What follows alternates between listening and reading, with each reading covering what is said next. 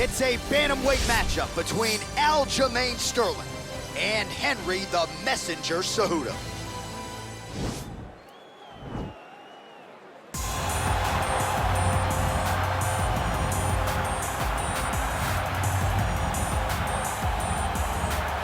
Well, he's got a nice UFC flyweight championship to go along with the Olympic gold medal, but Henry Cejudo is far from finished, DC. He will try to continue and expand his legacy here in another big spot tonight. Henry Cejudo already considers himself the greatest combat athlete of all time. And he obviously has a claim to that. When you stand atop the podium in the Olympic Games, and then you get the belt wrapped around your waist by Dana White as a UFC champion, not many guys can say that. Cejudo has done that, and he's done that hard work, commitment, and an ability to always get up for the big moments.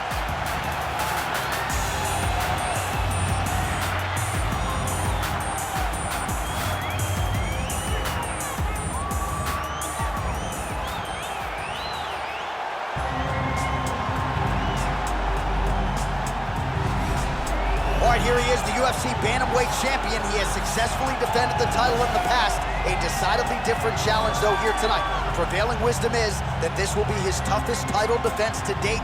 The odds suggest that this is a close matchup on paper, but he believes he's one of the GOATs, one of the greatest of all time. If you want to be that, certainly got to make good on this title defense tonight.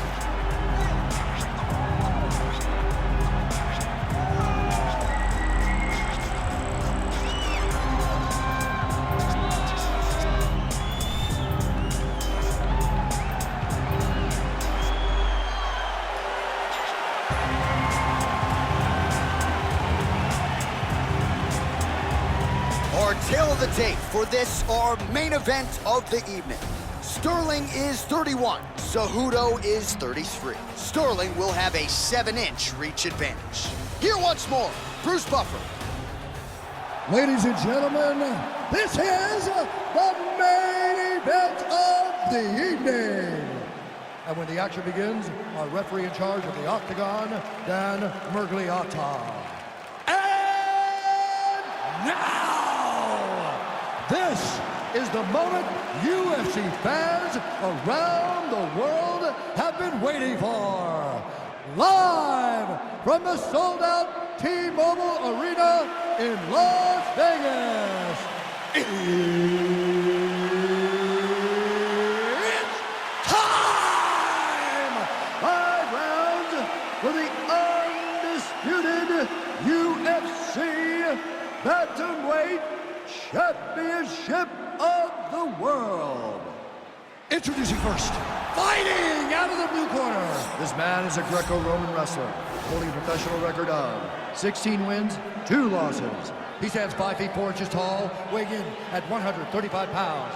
Fighting out of Phoenix, Arizona, presenting the challenger, Henry the Messenger Cejudo.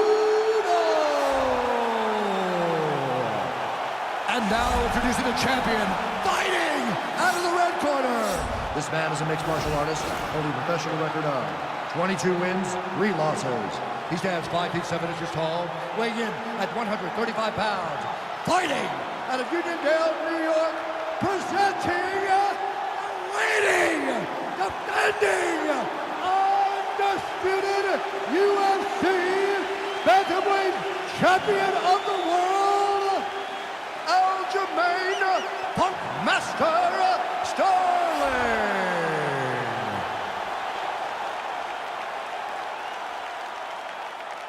All right, this is for the UFC Championship. I want you to obey my commands at all times, protect yourself at all times. I want a nice, clean, safe fight. Touch gloves, back your corners, come out fighting. The fighters touch him up.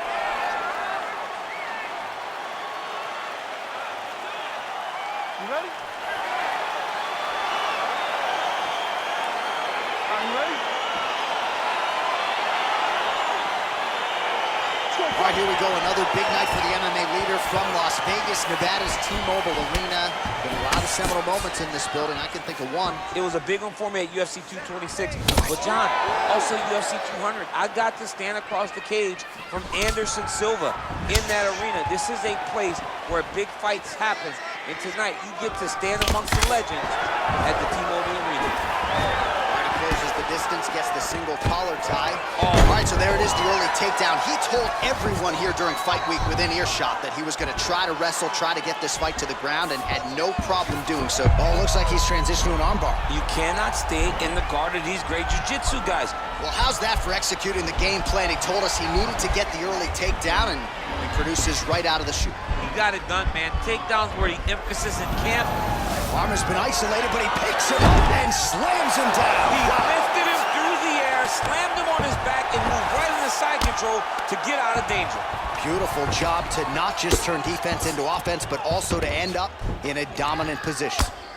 Oh, his opponent squirming like a fish out of water now. The ground and pound is on point.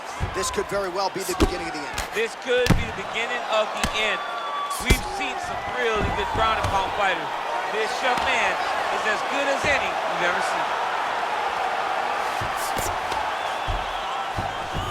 I love watching this guy move on the ground. Another nice transition there. Such a high-level grappler. You don't see that very often. I mean, how many can he take?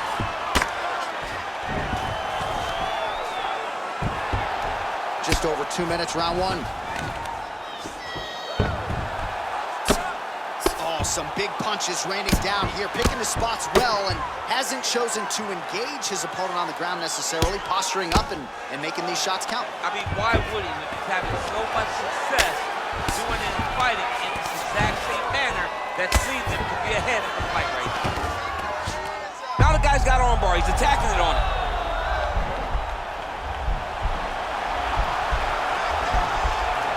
You gotta be careful, armbar.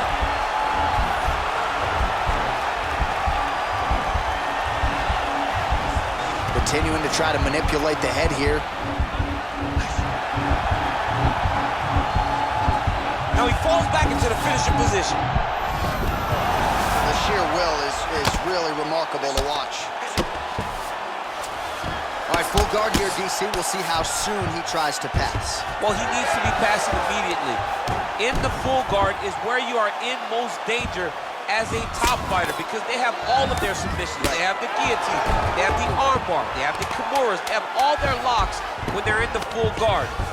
So if you pass, Oh man, notice how he's... Oh, and there's the horn at the end of the round. So the fighter was really caught in a submission there just as the horn sounded. Safe to say he was saved by the bell there. So back to the stools they go. 60 seconds to recover here. We're gonna fight on, ladies and gentlemen. Another round coming up. All right, now we check out some of the action from that previous round, DC. How about the display of striking? just high level. I mean, you would think that we're watching a K1 level kickboxing match opposed to being in the UFC. Both displayed great technical skills, unbelievable striking.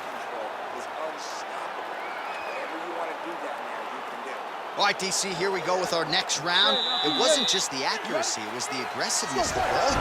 It was unbelievable to watch him be so active. The cardio, the push, the pace, and the pressure that he fought with. It's going to be very interesting to see if he can maintain this for 15 minutes. Oh, really using his reach advantage there with that land, DC.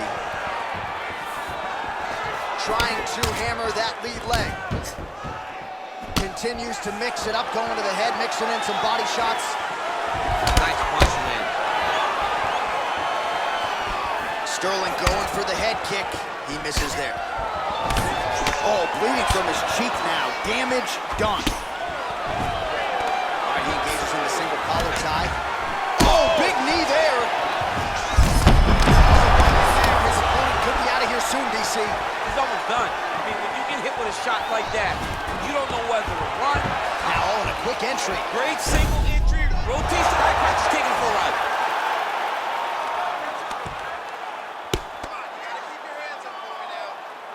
Just over 3 minutes now to go in round two.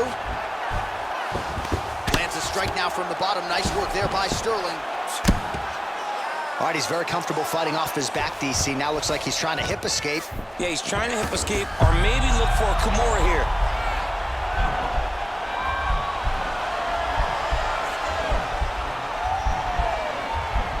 Attacking armbar.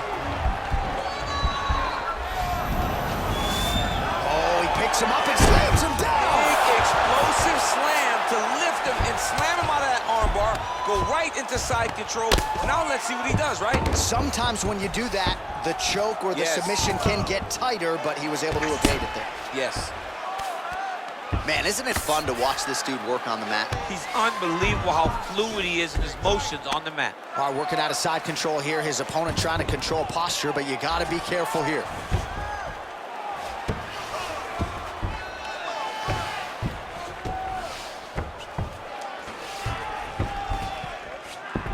All right, north-south position now. We'll see how he chooses to proceed.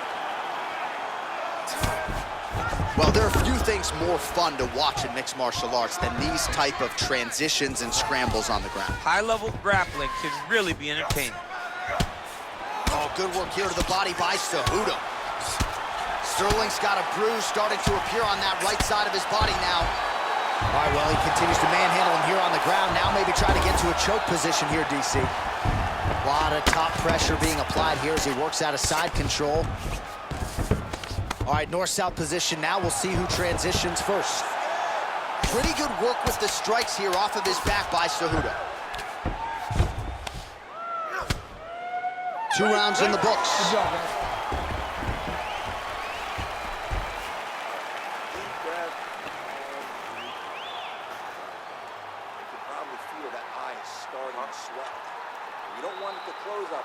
All right, there's the end of the round, so it was a huge strike to the head that stunned his opponent and nearly got him out of there. Yeah, that was a big moment. A big strike lands, his opponent's on wobbly legs.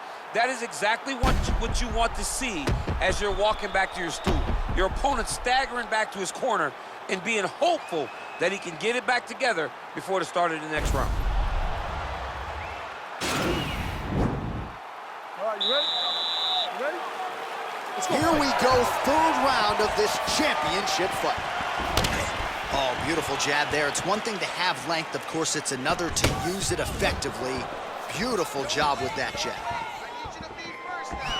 Well, fortunate that one didn't land to the head. The hook shot blocked by Sterling. Ooh, now he's got the tie plum, Daniel. If you're on the other side, what are you trying to do to get out of this potentially dangerous position? You got to start digging your shoulder to a side and then trying to shove an underhook. You cannot bend down to try to get out of Muay Thai clinch. Lands, and maybe time to get the bonus checks ready. I mean, this fight is about done. He's got him hurt very bad with his head kick. Now he has to find one more strike to end the night. Well, we wondered earlier why there weren't as many body strikes. He's making up for lost time here. Shot to the body connects, and that bears watching. That's going to hurt this opponent. All right, so 77 total strikes have now landed for Henry Cejudo, and landing with 64% accuracy tonight against Aljamain Sterling. Oh, nice punch there by Cejudo. Real quick leg kick. Nice double leg takedown attempt there, and you gotta think that's something that's gonna give him confidence moving forward in this fight. A lot of confidence when it happens that easily. He took a shot, he got a takedown. What now will stop him from doing it over and over again? Strong bottom work here, staying busy. Well, you gotta stay busy on the bottom. He's doing it here. Nice punch.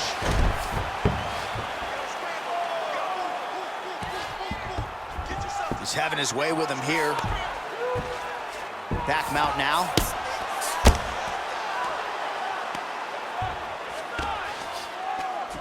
Good movement by him here, transitioning very well. He's going to start looking to try to attack a rear naked choke, and that's exactly what he's doing. He is doing a really good job of relaxing, not panicking because he's getting choked. His opponent's got double hooks in now under the chin. It's starting to get deep. Yeah, notice he just took the body triangle, readjusted the lock, and now it looks like he's got it. Wow.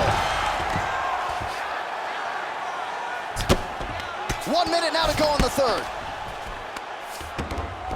Well, working pretty effectively from the top here. Nice ground and pound by Cejudo. He continues to evolve as a striker. He's putting him in exactly the positions he needs to be in right now.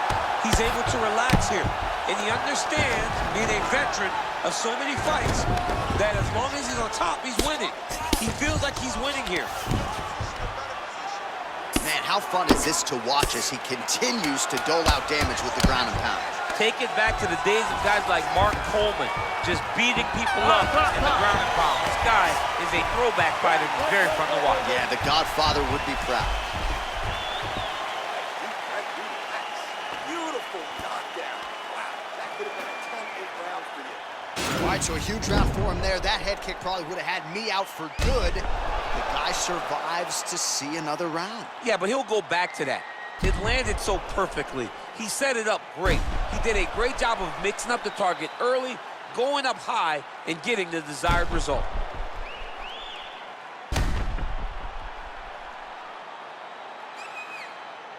All right, fourth round is now underway as we get to the championship rounds. What is a fighter's mindset when you get to this 16th minute of a fight? This is when you understand that nothing is ever going to be hard. This is the hardest round in fighting. This is going to really test your will and your desire to become champion. All right, he engages in a single collar tie here. Well, he continues to find the openings tonight. Beautiful connection with a punch there. Accuracy at its best.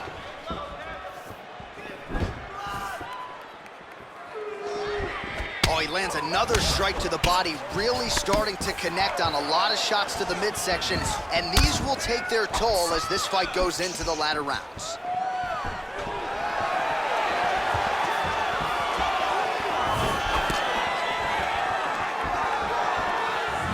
And he switches to southpaw.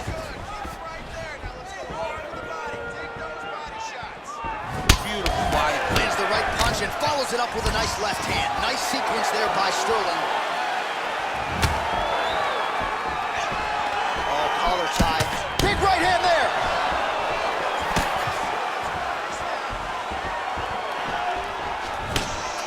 Under 3 minutes remain in round 4.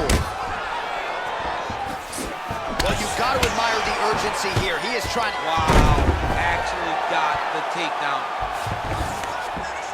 Well, you see all the grappling repetitions here. Just beautiful movement, seamless transitions on the ground. Over and over, these guys are doing things that you see in every jiu-jitsu gym around the country. Fighters back to their feet here. Just over 2 minutes now to go.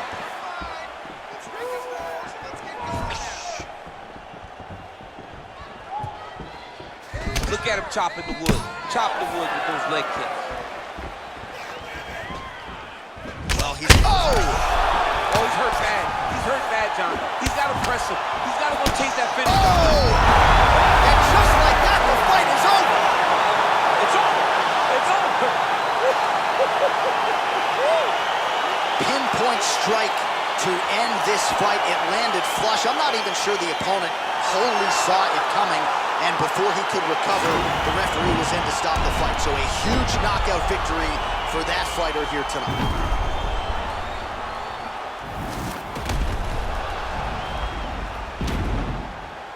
And there is our UFC Bantamweight champion, proving tonight that he can get it done with style points. A big knockout to leave with the belt tonight. Ladies and gentlemen, referee Dan Bergliano calls a stop to this contest at 3 minutes, 29 seconds of round number 4. Declaring the winner by knockout, and still the undisputed UFC Bantamweight champion of the world, Aljamain Sterling. All right, so he came into this fight as the unquestioned best 135-pound fighter in the world, and nothing about that effort will change that narrative. Congrats to the still UFC Bantamweight champion. Congratulations to the Bantamweight champion of the world.